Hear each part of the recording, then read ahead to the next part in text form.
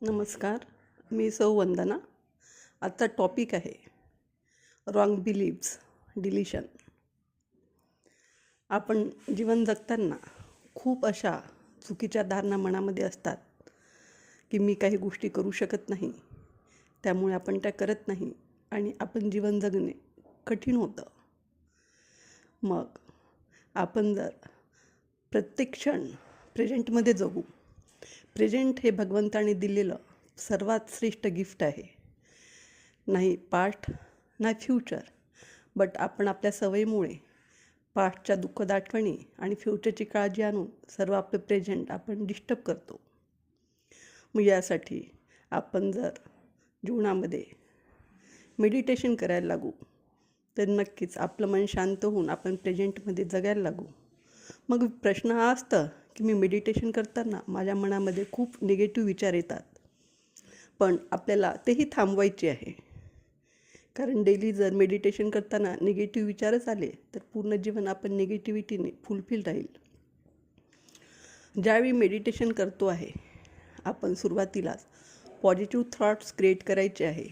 माझे मन शांत आहे, माझे मन आनंदी आहे, माझे मन समाधानी आहे, माझे मन निर्मोह आहे, माझे मन संयमी आहे, माझे मन निर्क्रोध आहे, माझे मन निर्भीड आहे.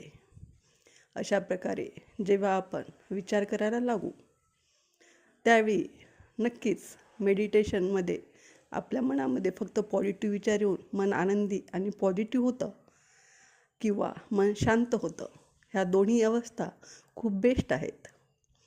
मग रॉंग बिलीफ जे आपल्या लाईफमध्ये आहे ते ॲटोमॅटिक डिलीट होतात.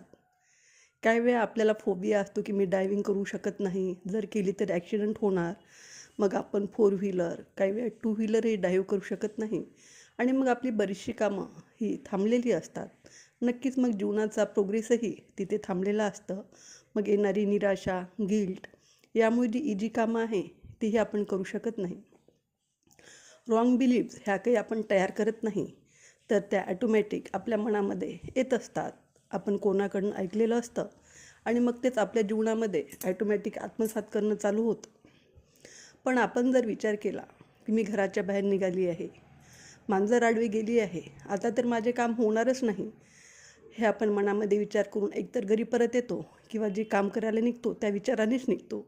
मग नक्कीच निगेटिव्ह रिझल्ट मॅक्सिमम टाईम येतो आणि मग ते आपण आपल्यासाठी एक लीडिंग स्टेटमेंट तयार ठेवतो. त्यापेक्षा आपण जर घरनं निघतानाच जे काम करायचे आहे ते खूप परफेक्टली आणि इझिली झाले आहे, त्यासाठी भगवंताला थँक्यू म्हणू.